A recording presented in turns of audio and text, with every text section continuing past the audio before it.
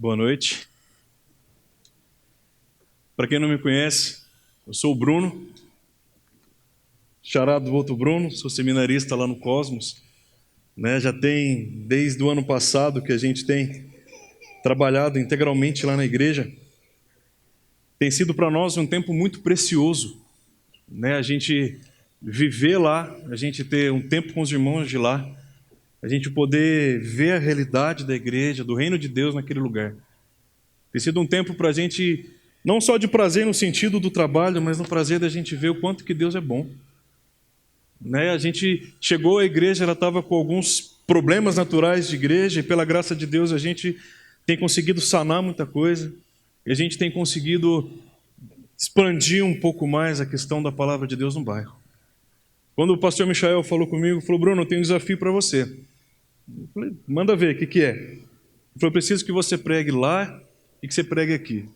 Eu falei: Jesus, hoje eu vou provar um pouquinho daquilo que o pastor Brunão e o pessoal provou durante muito tempo. Graças a Deus deu tempo, chegamos em dia. Eu quero pedir para que você abra a Bíblia comigo, lá no Salmo de número 32. Nós leremos os versos de 1 a 6.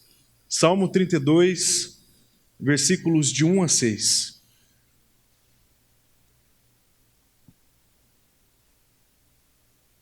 Salmo 32, versículos de 1 a 6. A palavra de Deus diz para a gente assim: bem-aventurado aquele cuja transgressão é perdoada, cujo pecado é coberto. Bem-aventurado é aquele a quem o Senhor não atribui iniquidade e em cujo espírito não há engano. Enquanto calei os meus pecados, envelheceram os meus ossos pelos meus constantes gemidos todo dia. Porque a tua mão pesava dia e noite sobre mim, e o meu vigor secou como no calor do verão. Confessei-te o meu pecado e a minha iniquidade eu não mais ocultei. E disse: confessarei ao Senhor as minhas transgressões, e tu perdoaste a iniquidade do meu pecado. Sendo assim, todo o que é piedoso te fará súplicas em tempo de poder te encontrar. Com efeito, quando transbordarem as muitas águas, não atingirão. Amém. Vamos orar? Senhor, nós te damos graça pela sua palavra e graça por aquilo que o Senhor tem feito a nós. Nós louvamos o teu nome, Espírito Santo, porque sabemos que o Senhor é o Deus de perto, o Deus que está conosco. E nós queremos te pedir essa noite, ó Deus, que seja propriamente o Senhor a falar conosco, que seja o Senhor a nos conduzir frente à reflexão, que seja somente o teu nome exaltado sobremaneira em nosso meio, ó Deus. Em nome de Jesus, Senhor. Amém. Amém. Felicidade. Algo que passamos grande parte das nossas vidas buscando, não é verdade? Se a gente for parar para pensar, a busca da felicidade tem sido muitas vezes o nosso alvo. Quando nós paramos e pensamos e analisamos a questão de ser feliz e olhamos para o cenário que há no nosso redor, essa busca incessante parece não ter precedentes e as pessoas passam a buscar a felicidade em tantas coisas que a tal busca se torna um fardo. Quantas vezes nós vemos pessoas indo cada vez além, pulando de abismo a abismo em busca do nome da felicidade? Quantas vezes nós enxergamos pessoas que, por motivos que elas desejam, elas sempre vão ultrapassando os seus limites, porque o que importa justamente é a felicidade. E quando nós paramos para pensar no termo e paramos para pensar na questão da felicidade, parece que essa busca, esse sentimento de ser feliz, muitas vezes parece que é só um pedacinho de toda a nossa busca. E quando o efeito passa de dentro de nós, a felicidade que até então é somente um estado, nós passamos a ter dias angustiantes novamente, parecendo que é um ciclo vicioso, onde que a gente vai cada vez mais se afundando, e buscando, e nós não chegamos a lugar nenhum, porque sempre passa. E quando nós conquistamos alguma coisa, parece que nós nos frustramos, porque queremos sempre um pouquinho a mais. Essa busca incessante revela o estado do nosso coração, que, por angustiado que é, passa a buscar sempre um motivo maior para ser feliz. Eu quero te perguntar essa noite: o que é felicidade para você? O que te faz uma pessoa feliz? O que faz você acordar todos os dias da sua vida e se sentir contente, se sentir bem. O sentimento de contentamento, de plena satisfação em algo, é justamente a definição base de felicidade. Eu gostaria de afirmar essa noite que nós só encontraremos essa verdadeira felicidade quando entendermos que ela advém da paz que precisamos ter com Deus. E essa paz advinda do Espírito Santo, advinda de Deus para nós, ela se inicia com o perdão dos nossos pecados.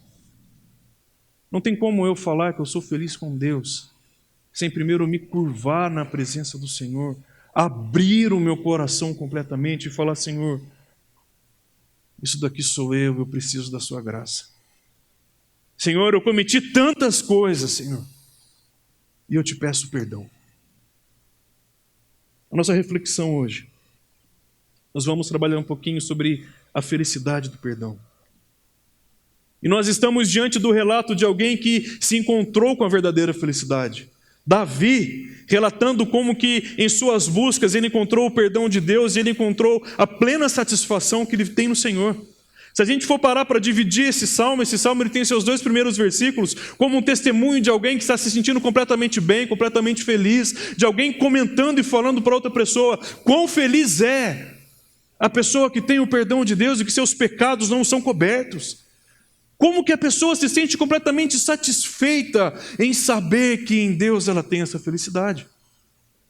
Quando nós paramos para olhar para o texto, a primeira palavra que nós encontramos no versículo 1 é essa palavrinha, bem-aventurado. O termo refere-se a uma felicidade completa, um sentimento de completude, de satisfação por ter encontrado algo e que daqui em diante ela não precisa de mais nada, a não ser aquilo que ela encontrou. E quando eu paro para pensar na satisfação completa do salmista em dizer que agora ele é uma pessoa perdoada, que ele é uma pessoa feliz por se sentir perdoado, ele não precisa de mais nada. Ele não tem desejo de querer mais nada. E é interessante porque nesses 2 primeiros versículos o salmista ele vai trabalhando de uma maneira muito interessante para falar do perdão de Deus. Ele usa 3 verbos diferentes para dizer que então agora ele é uma pessoa feliz e completa no perdão de Deus. Seria mais ou menos assim que ele está falando. Como é completamente feliz a pessoa cuja a iniquidade é perdoada por Deus, o seu pecado é coberto no sentido de ser apagado, e o Senhor não atribui iniquidade, no sentido do Senhor jamais trazer acusação para a pessoa que se confessa ao Senhor. Deus perdoa, apaga e não acusa, e não nos acusa do nosso pecado. O salmista está dizendo que isso para ele é o ponto máximo, que ele levanta todos os dias agora e fala: Senhor, obrigado, porque eu sei que em Ti eu tenho todas as coisas e em Ti eu sou feliz. O perdão de Deus por nós consiste em jogar para longe o nosso fardo do pecado, em apagar a mancha que o pecado deixou em nós e nós sermos pessoas declaradas não mais culpadas pelo justo juiz, que é o próprio Deus. A satisfação, irmãos, de tais sentimentos em nossos corações geram tamanha felicidade. Sabe aquela frasezinha básica de Instagram da vida? A pessoa que tem tal coisa, ela não quer guerra com ninguém. Uma pessoa perdoada, ela não quer guerra com nada. Ela se sente bem, ela se sente feliz. A sensação de que em Deus eu encontro o verdadeiro perdão, que nunca mais me acusa, que nunca mais se lembra do que eu fiz, nem por um momento vai me acusar. Precisa gerar em meu coração uma felicidade tamanha que me faz transbordar de uma alegria contagiante. Quando nós paramos para pensar no perdão de Deus e na alegria, no efeito que isso causa em nós, aquelas frases clichês de cristão têm que ser verdade para a gente. Nós somos o povo mais feliz de toda a terra. Nós somos o povo que tem a completude da felicidade, porque em Deus nós sanamos todo o nosso desespero do pecado, porque nós somos perdoados. Mas é interessante a gente pensar nisso, irmãos. Se o salmo acabasse aqui com um relato, com um testemunho do salmista falando assim: eu estou feliz porque eu fui perdoado, estou feliz porque está tudo bem, estou feliz porque agora eu sei que o Senhor não me condena, que o Senhor apaga o que eu fiz. Estava bom, nós íamos embora felizes. Mas como tudo na nossa vida, existe sempre um preço a ser pago. E para nós existe um abismo entre o desespero e a felicidade. Nós estamos falando de um relato primeiro de alguém que encontrou perdão. Mas o seu relato de perdão agora é mudado, ele começa a falar sobre os seus pecados. Eu quero afirmar mais uma vez essa noite que nós só encontraremos a verdadeira felicidade e satisfação quando nós conseguimos confessar, abrir a nossa boca, tornar-se verdadeiro aquilo que nós temos dentro de nós para o Senhor, para que tudo que vem dele para nós agora seja a sua graça e o seu perdão. O salmista nos dá o seu testemunho e também o processo pelo qual passou até chegar à verdadeira felicidade. E quando nós paramos para pensar na confissão de pecados, parece que essa palavrinha confissão, ela tem um peso tão grande para nós, que entre o desespero e a felicidade, esse abismo parece que torna cada vez maior. Então eu e você preferimos não confessar os nossos pecados, então nós preferimos não abrir a nossa boca e não falar com Deus sobre isso. E quando nós agimos dessa maneira, quando nós olhamos para dentro de nós, encontramos tudo aquilo que é peso, tudo aquilo que nos dói, que nos faz olhar para baixo, andar encurvado, nós nos sentimos completamente fracos. A falta de confessar os nossos pecados, que gera infelicidade, traz para mim e para você fraqueza. E o versículo 3 e o versículo 4 diz para nós assim: enquanto eu calei os meus pecados, envelheceram os meus ossos pelos meus constantes gemidos todo dia, porque a tua mão pesava dia e noite sobre mim, e o meu vigor secou como no calor do verão. A verdade, irmãos, é que os nossos pecados nos consomem, e os nossos pecados nos deixam completamente aflitos. Quando nós entendemos a vida que Jesus conquistou para nós, e nós preferimos nos silenciar frente ao pecado, nós passamos a ter uma vida envelhecida, o nosso corpo envelhecido no sentido de nos tornarmos cada vez mais fracos, porque nós sabemos que quanto mais distantes nós estamos da verdade de Deus, mais abraçados no pecado nós estamos. Eu quero te perguntar mais uma vez, o que te faz uma pessoa feliz? O que te faz uma pessoa completamente bem, satisfeita? A fraqueza descrita pelo salmista é justamente como um osso desgastado pelo tempo. Imagina uma pessoa que tem osteoporose e ela não consegue mais andar direito pela dor. Chegou um tempo da minha avó, pela alta da osteoporose nas suas pernas, na sua bacia, que ela não conseguia dar 3, 4 passos sem um andador, e chegou um momento que ela só ficou deitada. A fraqueza que ela sentia impossibilitava aquela senhora tão bem de saúde a andar. E quando nós não abrimos a nossa boca e nós não confessamos ao Senhor os nossos pecados, chega um momento que a caminhada cristã se torna um peso nos nossos corações e nas nossas vidas, ao ponto da gente não conseguir mais dar passos de cristianismo, de vida cristã, que nós não conseguimos mais dar passos de crescimento. A verdade, irmãos, é que, embora o pecado pareça uma coisa boa, gostosa, aprazível aos nossos olhos, ele sempre nos levará à vida de infelicidade. E não só a infelicidade no sentido de me sentir triste, mas a infelicidade de eu não conseguir mais viver a vida que Jesus sonhou para mim. É como um viciado desejoso por alimentar o seu vício, que sempre que ele alimenta, ele se sente bem. Mas quando o efeito passa, o seu desespero volta.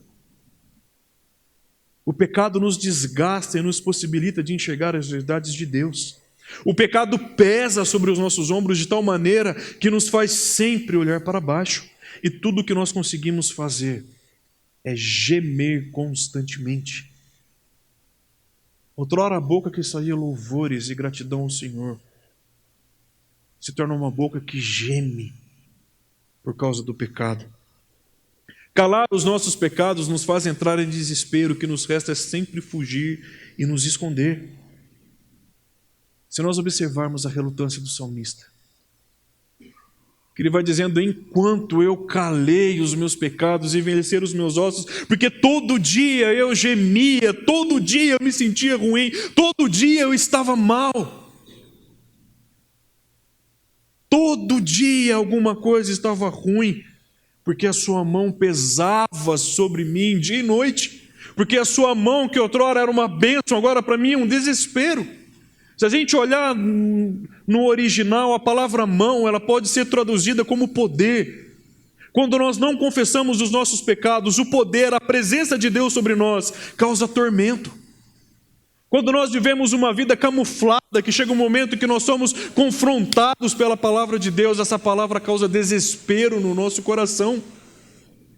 E quando nós paramos para pensar nisso, o salmista estava relutante de um lado para o outro, gemendo desesperado, porque ele sabia a quem ele havia se confessado um dia e se rendido. Qual foi a última vez que você abriu o seu coração verdadeiramente e se confessou ao Senhor? Qual foi a última vez que você fez isso? O pecado nos enfraquece. O não confessar os nossos pecados nos leva a viver a presença de Deus como um desespero. A mesma presença que outrora nos abençoava, nos fazia sentir bem, é a presença que nos faz nos sentir humilhados e desesperados por não abrir a nossa boca. Tudo isso enquanto nós nos calamos e não nos abrimos ao Senhor. Esconder e não confessar o que precisamos confessar nos faz sentir pessoas de peso, com peso na presença de Deus. O salmista, em seu relato, nos mostra esse desespero. Me lembro de um amigo muito chegado, que no bairro que a gente foi criado, ele resolveu mexer com droga. Uma bela fim de noite, nós estávamos ali, os amigos conversando, um outro amigo chegou, começou a contar, a chorar um pouco direi lá em Minas, das suas pitangas para mim. De repente esse outro amigo me chega, parecendo um bicho, só de short, sem camisa, o olho regalado de tanto consumir droga, virou para mim, você afina esse violão aqui para mim? Falei, daqui. Eu afinei, eu mexi no violão, dei uma nota no violão. Ele parou e falou assim, olha, essa nota que você deu no violão aí, eu senti a presença de Deus, cara. Eu tenho que ir embora daqui. Eu não posso estar da maneira que eu estou, eu não posso ficar da maneira que eu estou, sentindo o que eu estou sentindo agora, porque isso me causa desespero. Então ele foi embora. Porque uma vida de pecado, onde a presença de Deus está, causa incômodo. Duas ou uma nós teremos no nosso coração, ou nós nos derrubaremos na presença de Deus e a gente justamente confessa os nossos pecados ao Senhor, ou a gente corre e vive uma vida de desespero. E o salmista, ao relatar essas questões, ele chega num momento de encruzilhada, onde ele fala, ou eu me confesso ao Senhor, ou eu continuo desesperado. E o salmista, então, ele vai optar justamente pela felicidade. A verdade, irmãos, é que a confissão dos nossos pecados é o maior ato para o caminho da felicidade em nossas vidas. Dobrar os nossos joelhos, o nosso coração, se encurvar ao Senhor e falar com o Senhor, Senhor, eu pequei contra ti somente. O Senhor vai ser justo no teu julgar naquilo que o Senhor quiser. É o maior ato de reconhecimento que vai me fazer uma pessoa e nos fazer pessoas leves e felizes. Se a gente olhar o versículo 5, ele vai dizer para a gente assim, confessei-te o meu pecado e a minha iniquidade não mais ocultei. E eu disse, confessarei ao Senhor as minhas transgressões e tu perdoaste a iniquidade do meu pecado. Certo comentarista diz assim, que bendita mudança. É como passar da escuridão para o dia aberto. É como sair do esconderijo e sujeira de uma masmorra à presença de um Deus, de um juiz misericordioso. A decisão de confessar os nossos pecados diante de Deus faz com que toda aquela crise e desespero se aquete por completo dentro de nós. É como se tivesse um mar trovejante no nosso coração. Assim como Jesus disse ao mar, virasse e falasse, te aquieta, emudece, fique em paz, porque agora eu te perdoei. Aquela mão que outrora era uma mão pesada, que vivia debruçando sobre o salmista, é a mesma mão agora que o pega pelas suas mãos e o coloca de pé e o faz caminhar novamente. Porque ele não mais ocultou o seu pecado, não mais escondeu isso, pelo contrário, ele abriu a sua boca e falou, Senhor, Primeiro o salmista ele guarda, se esconde, se enfraquece. Agora ele abre o seu coração e não se esconde. Ele se confessa ao Senhor e ele se sente completamente feliz. Quando ele está falando, eu confessei o meu pecado, a palavra confessar, ela vai trazer para nós o sentido de tornar-se conhecido. O salmista chega na presença do Senhor e torna conhecido ao Senhor os seus pecados. Talvez trazendo uma ideia um pouco mais para nós, ele meio que enumera tudo aquilo que ele fez. Senhor, eu pequei, eu fiz isso, eu fiz aquilo, Senhor. Senhor, e foi contra o Senhor. Aquela sensação de paz enche o seu coração. Aquela sensação de que agora tudo está bem enche o seu coração. Mas você sabe o que é interessante? Ele não está falando de um simples abrir a boca e falar: Senhor, o Senhor é meu amigo, eu te confessei agora, está tudo bem, está tudo certo, tchau. Jonathan Edwards, ele fala uma coisa que é muito interessante. Eu preciso me arrepender dos meus arrependimentos mentirosos. A gente precisa, na verdade, abrir o nosso peito, o nosso coração e falar: Senhor, é contra ti que eu tenho pecado. É o Senhor que eu tenho ofendido. A nossa confissão de fé vai dizer que quando nós pecamos agora, que somos remidos e lavados pelo sangue de Jesus, nós estamos não pecando contra um juiz, mas contra o nosso Pai. E parece que dói mais ainda, né? A gente pensar que a gente está pecando contra aquele que nos fez filho. Nós estamos ofendendo este, ao mesmo tempo isso traz no nosso coração um sentimento de paz, de saber que nós estamos do lado de uma pessoa íntima que nos ama e que está pronto justamente a nos perdoar. Agora, ao pensar no seu testemunho inicial de que Deus perdoa, apaga e não acusa do seu pecado, o salmista é remetido a uma total felicidade. Que ele vai dizer mais ou menos assim no versículo 6: mesmo se as ondas viessem novamente vir sobre mim, no Senhor encontro o meu refúgio. Mesmo que por algum momento o desejo pelo pecado volte e vai voltar normalmente, eu sei que em ti eu encontro refúgio. Eu sei que o Senhor é o Deus que muda o meu viver. Eu sei que o Senhor é o Deus que transforma esse sentimento no meu coração em fortaleza. Quando nós deparamos com isso, o livro chamado O Peregrino, de John Bunyan, ele relata uma coisa muito linda a respeito do perdão de Deus. Eu gostaria de ler para nós nesse momento. Ele diz assim: em meu sonho, vi que a estrada pela qual o cristão havia de seguir era murada de dois lados e o muro chamava-se salvação. Por este caminho, portanto, corria o sobrecarregado cristão, mas não sem grandes dificuldades por causa do fardo às costas. Correu assim até alcançar um local íngreme no alto do qual erguia-se uma cruz, e pouco abaixo no vale, e um pouco abaixo no vale, um sepulcro. Vi no meu sonho que assim que o cristão chegou à cruz, o seu fardo, afrouxando, escorregou pelos seus ombros e caiu-lhe das costas, e tombando foi descendo até a entrada do sepulcro, onde caiu e não mais me enxerguei. Então ficou o cristão alegre e aliviado, e disse com seu coração exultante: ele me deu repouso pela sua angústia e pela vida e pela morte. E ali permaneceu algum tempo olhando e admirando-se, pois ficara muito surpreso ao perceber que a visão da cruz o aliviava assim de seu fardo.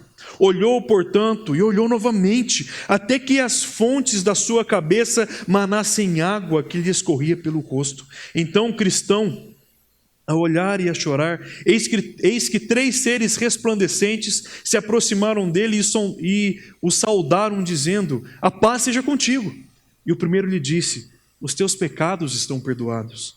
O segundo o despiu dos seus farrapos, das suas roupas rasgadas, e o vestiu com uma nova muda de roupas. O terceiro ainda gravou-lhe um sinal na testa, deu-lhe um rolo com um selo e mandou o cristão observá-lo durante o caminho, devendo entregá-lo no portão celestial. Os três então partiram. O cristão deu 3 saltos de alegria e seguiu cantando. Abre aspas. Sobrecarregado de meus pecados, até aqui eu vim. Nem pude aliviar o pesar sem fim, que até aqui trazia. Ah, lugar ditoso! Início será de viver venturoso? Será que aqui o fardo das costas me cairá? Sabe o que é lindo de tudo isso, irmãos? E sabe o que nós precisamos verdadeiramente para nos tornar pessoas felizes? É saber que a cruz de Cristo retirou todo o fardo das nossas costas. É saber que a cruz de Jesus, e quando nós olhamos para a cruz, nós não chegamos até Jesus e nos encurvamos até Ele. Essa linda história relata a verdade, é como que se um sepulcro se abrisse e todo o peso das nossas costas fosse jogado nesse sepulcro e nunca mais a gente avistasse aquilo que pesava os nossos ombros. Pensar que o ato de Jesus na cruz é a cura da nossa angústia e o passaporte da nossa felicidade deveria ser para nós um motivo de saltarmos de alegria, como esse cristão saltou ao ver o seu fardo sendo deixado no sepulcro. Nós somos perdoados, justificados pelo ato vicário de Jesus. Você quer ser feliz de verdade? Comece abrindo seu coração e confessando ao Senhor. É aqui que a busca pela felicidade termina, pois encontramos aquilo que nos traz a paz, a verdadeira felicidade para os nossos corações.